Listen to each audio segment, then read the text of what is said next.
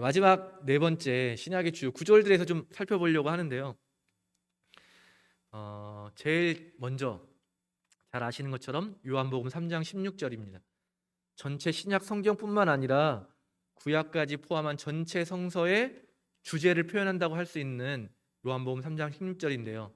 하느님은 이 세상을 극진히 사랑하셔서 외아들을 보내주시어 그를 믿는 사람은 누구든지 멸망하지 않고 영원한 생명을 얻게 하여 주셨다.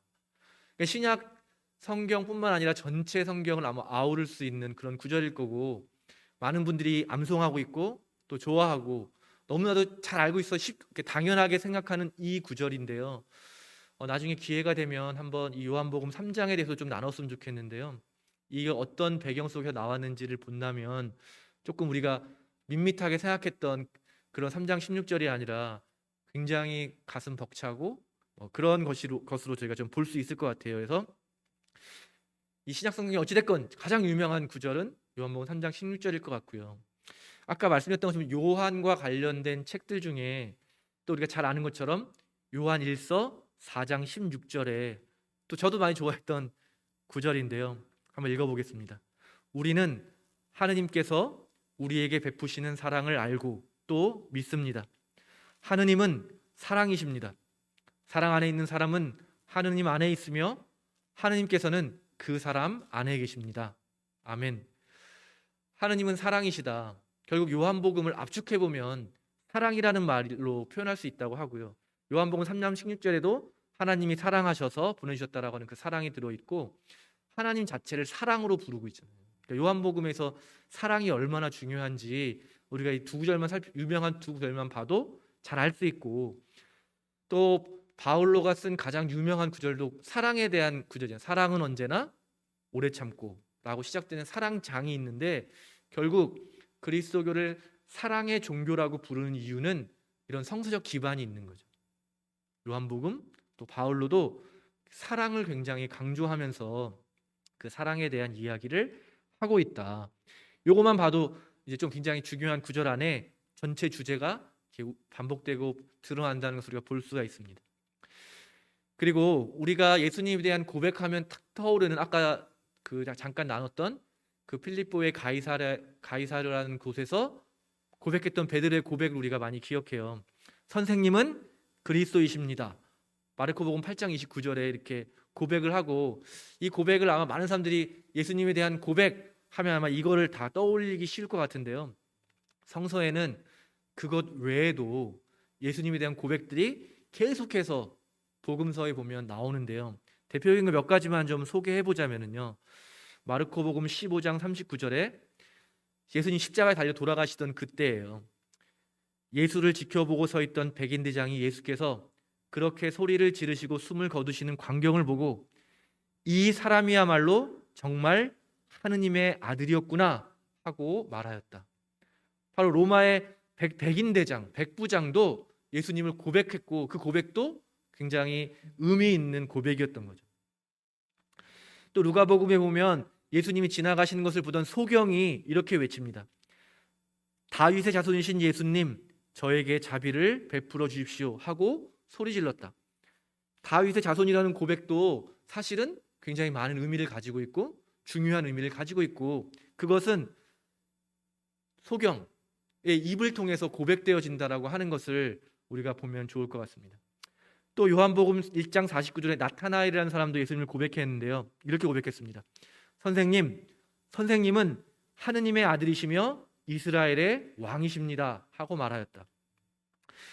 저는 또 마지막 요한복음 20장, 요한복음 맨 끝부분에 나오는 고백인데요. 저는 이 고백을 사실 제일 좋아하는데요. 토마가 한 고백입니다. 토마가 부활하신 예수님을 못 만났다가 다시 만나게 되면서 정말 자기가 나는 꼭 이렇게 해보고 싶다라고 하는 예수님의 상처에 직접 손을 넣어보고 예수님께 했던 고백인데요. 토마가 예수께 나의 주님, 나의 하느님 하고 대답하자. 이런 예수님에 대한 다양한 고백들이 있습니다. 어떻게 보면 예수님을 만났던 사람들이 예수님을 어떻게 고백하고 있는지, 결국 성서는 신약 성서에 우리가 읽을 때 우리가 기억해야 되는, 또 우리에게 중요한 주제라고 하는 것은 나는 과연 예수님을 누구라고 고백하는가.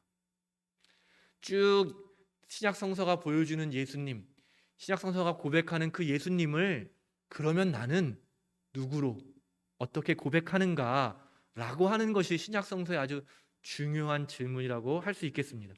그리고 오늘 제가 이렇게 읽어드렸지만 사도 바울로도 주로 뭐라고 했냐면 우리 주 예수 그리스도, 우리가 당연하게 생각하는 이 호칭을 사도 바울로가 많이 사용했습니다. 그리고 이 의미도 굉장히 중요하죠. 나의 하나님이 아니고 우리 그 주님이시고 예수라고 하는 이름을 가지고 이 땅에서 살아가셨던 그분이야말로 그리스도라고 하는 고백, 아주 짧은 우리 주 예수 그리스도라고 하는 고백 안에 또 굉장히 많은 의미들이 담겨 있습니다. 그 외에도 계속해서 보면 예수님에 대한 고백들이 신약 성서에 계속해서 반복돼서 나오고 있는데요. 신약 성경을 읽으면서 한번 이런 고백들을 다시 한번 되새기면서 내 안에서 어떻게 하나님 예수님을 고백하는지를 살펴보는 일, 또 우리가 직접 예수님을 만나서 그런 고백을 하는 것이 성서를 읽는 중요한 의미가 될 수 있다고 생각이 듭니다. 갈라디아서 2장 20절도 많은 분들이 좋아하는 구절인데요. 사도 바울로의 고백입니다. 사도 바울로가 여러 군데서 자기에 대한 신앙 고백, 또 자기의 삶에 대한 고백을 하는데 이 부분을 한번 읽어보면서 잠깐 짧게 한번 살펴보려고 합니다. 이제는 내가 사는 것이 아니라 그리스도가 내 안에 사시는 것입니다. 지금 내가 살고 있는 것은 나를 사랑하시고 또 나를 위해서 당신의 몸을 내어주신 하느님의 아들을 믿는 믿음으로 사는 것입니다. 저는 이 바울로의 고백이 계속해서 우리가 다 읽고 묵상하고 나의 고백으로 만들어야 된다고 생각하는데요. 바울은 예수님을 믿는 것이 교회에서만 일어나야 되는 일이라고 생각하지 않았던 것 같습니다. 바로 그가 어디에 있든지, 그가 무엇을 하든지 그 자신 안에 살아계신 예수 그리스도를 드러내는 일. 이제는 이전에 내가 사는 것이 아니라 우리가 세례 때 다 고백했던 것처럼 이전에 내가 아닌 예수님을 닮은 모습으로 또 내 안에 계신 예수님을 드러내는 삶으로 사는 것이다 라고 하는 이 고백 안에 굉장히 중요하고 우리가 신앙적으로 다시 한번 생각해야 될 내용들이 많이 담겨 있습니다. 지금 내가 살아가고 있는데 나는 예수 그리스도와 떨어질 수가 없다. 그분과 함께 사는 것이고 나의 모든 행동, 나의 삶의 모든 시간들, 또 모든 것들이 다 예수 그리스도와 연결되어 있다.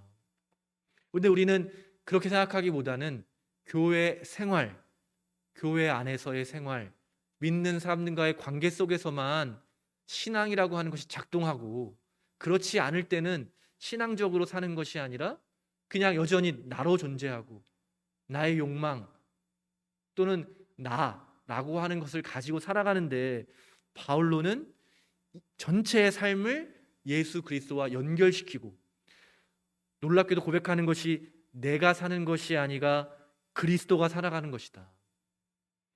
바로 우리 신앙인들이 고백해야 될 모든 고백이라고 생각이 되고요. 저 역시 이런 고백을 사모하면서 때로는 두렵지만 또 때로는 정말 예수님에게서 벗어나고 싶다는 생각이 들기도 하지만 끊을 수 없는 그 사랑으로 우리와 함께하고 계시는 그 임마누엘의 예수님, 그분을 기억하는 삶에 대한 고백이 오늘 신약 성서를 읽으면서 우리 모두가 다시 한번 경험하게 되었으면 좋겠습니다. 이 밖에도 여러 가지 유명한 구절들이 많이 있고 더 많이 함께 읽어보면 좋겠지만 오늘 시간 관계로 마지막 이제 묵시록 마지막 부분인데요. 신약 성서의 첫 부분이 예수님의 탄생의 이야기로 시작이 됐다면 또 구약의 이야기가 이 세상의 창조의 이야기로 시작이 됐다면 성서의 마지막 부분은 묵시록 22장 20절 21절의 말씀인데요. 이렇게 기록되어 있습니다. 이 모든 계시를 보증해 주시는 분이 그렇다 내가 곧 가겠다 하고 말씀하셨습니다. 아멘.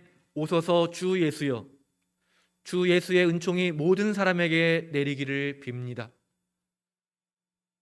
결국 예수님께서 다시 오시겠다라고 하는 재림, 이 세상의 종말이 완성된다고 하는 이 종말이야말로 우리의 신앙을 꿰뚫고 있는 중심 주제이고, 창조가 완성되는 시작과 끝이 이제 종결되는 거죠. 이제 하나의 책으로 완성되는 그런 내용이 마지막 부분에 담겨 있고요.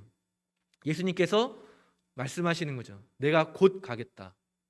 그리고 믿는 사람들은 그 예수님의 말씀을 듣고 아멘, 실제로 그렇게 되기를 바랍니다라고 하는 의미의 아멘으로 응답하고 오시는 주님을 맞이하는, 그리고 그 은총이 나에게만이 아니라 모든 사람에게, 이 세상의 모든 피조물들에게 예수님의 은총을 통한 구원이 완성되기를 고백하는 사람들이라는 것이 성서의 이야기입니다. 그렇다는 것은 결국 복음을 나만 혼자 누리는 것이 아니라 우리 모든 피조 세계가 필요로 하는 예수님을 통한 그 하나님의 은총, 그 구원을 이 모든 사람에게 알리고 모두가 누릴 수 있도록 하는 일을 바울로가 자신 안에 사시는 그리스도를 드러내는 삶으로 고백하면서 자신의 삶을 선교에 헌신했던 것처럼 우리도 그런 삶을 살아가는 것이야말로 성서적인 신앙인의 삶이라고 말할 수 있지 않을까라는 생각이 듭니다. 그런데 우린 이것도 다 저같이 성직자가 된다든지 어떤 선교사가 된다든지 라고 하는 개념으로 생각을 했는데, 더 넓혀서 우리가 하는 삶의 자리에서 예수 그리스도를 드러내는 일, 지금도 고통당하고 지금도 깨어진 질서 안에서 불의가 판치는 세상 가운데로 나아가서 예수님께서 자신을 내어주셔서 이 세상을 구원하신 것처럼 자신의 생명을 아낌없이 내어주셔서 이 세상의 생명을 다시 찾아오신 것처럼 그런 존재로 살아가는 것, 그것이 성서가 말하고 있는 신앙의 내용이고 또 우리가 다시 한번 회복해야 될 그런 내용이 아닐까 생각이 듭니다. 신약의 전체 내용을 다 살펴볼 수는 없지만 아주 간략하게 살펴보았는데요, 전체 배경들을 좀 이해하면 이 성서의 이야기를 조금 더 우리가 생생하게 받아들일 수 있고, 이 이야기는 결국 나에게 있어서 예수님은 어떤 존재인가, 그리고 그것은 사도 바울로가 고백했던 것처럼 나와 떨어질 수 없는 모든 시간, 모든 삶의 곳곳에서 주님과 함께 살아간다고 하는 의미이고, 예수님의 은혜가 필요한, 구원의 역사가 필요한 이 세상의 모든 사람들과 함께 그것을 누리기를 소망하면서 내가 할 수 있는 내 주변의 사람들과 함께 복음을 나누고 함께 누리며 살아가는, 결국 예수님께서 선포하신 하나님의 나라를 이루어가는 것이야말로 성서가 예수님을 통해서 우리에게 보여주고 그 예수님이 보여주신 삶을 경험했던 사람들, 신앙인이죠, 교인들이고, 이 사람들이 어떻게 그것들을 이루어 나가고 확장시켜 가서 마지막 때에 완성되는가라는 비전으로 끝이 나는 책이 신약 성서라고 할 수 있겠습니다. 그래서 이 그냥 전체 흐름만 보아도 우리의 신앙이 다시 한번 어때야 하는지, 또 지금 나의 신앙은 어떠한지를 생각하게 되고 다시 한번 결단하게 되고 주님 앞에 서게 되는 그런 내용이라는 것을 우리가 좀 기억했으면 좋겠고요. 계속 반복되게 말씀드리지만 직접 여러분의 눈으로 성서를 읽고 이것들을 찾아내고 여러분의 마음에 품고 말씀의 능력으로 살아가는, 또 그럴 때 경험하게 되는 신앙의 신비와 그 놀라운 경험들을 우리가 함께 나누게 되기를 바랍니다. 네, 시간을 좀 못 지켜서 서연 얘기 좀 미안한데 잠깐 기도하고 오늘 시간을 마치도록 하겠습니다. 하느님, 말씀을 통해서 우리에게 찾아오신 예수 그리스도를 우리가 만나기를 바랍니다. 주님을 만났던 사람들이 다양하게 고백했던 그들의 고백이 오늘 우리의 고백이 되게 하여 주시옵소서. 또 그 고백을 입으로만 하는 것이 아니라 우리의 삶의 자리에서 실천하는 그런 사람들 될 수 있도록 축복하여 주시옵소서. 그리하여 예수님을 통해 약속된, 예수님을 통해서 드러난 하느님의 나라가 우리 안에서 완성되는 그 아름다운 신비를 경험할 수 있게 되기를 간절히 바랍니다. 우리가 말씀으로 다시 한번 굳건하게 서서 주님의 뜻을 바라보며 바울로가 고백했던 것처럼 이제는 내가 사는 것이 아니라 내 안에 사시는 그리스도께서 사시는 것이라는 고백들을 바칠 수 있는 그런 신앙인들이 되기를 바라오니 주님 자비를 베풀어 주시고 우리에게 말씀으로 들려주셔서 그 말씀의 반석 위에 굳건하게 서는 우리가 되게 하여 주시옵소서. 우리의 삶의 자리에서 더욱 건강하고 행복하고 말씀을 따르는 삶을 실천하며 살아간 후에 우리가 다시 주님의 날에 함께 모여서 이 말씀을 나누게 하시고 그때 주님 우리가 바라는 그 하나님의 은총을 풍성하게 누릴 수 있도록 우리 모든 사람 한 사람을 기억하시고 축복하여 주시옵소서. 우리 주 예수 그리스도의 이름으로 기도하나이다. 주님께서 여러분과 함께 우리 주 예수 그리스도의 은총과 하나님의 사랑과 성령께서 이루어지는 친교가 우리와 항상 함께 하소서. 아멘.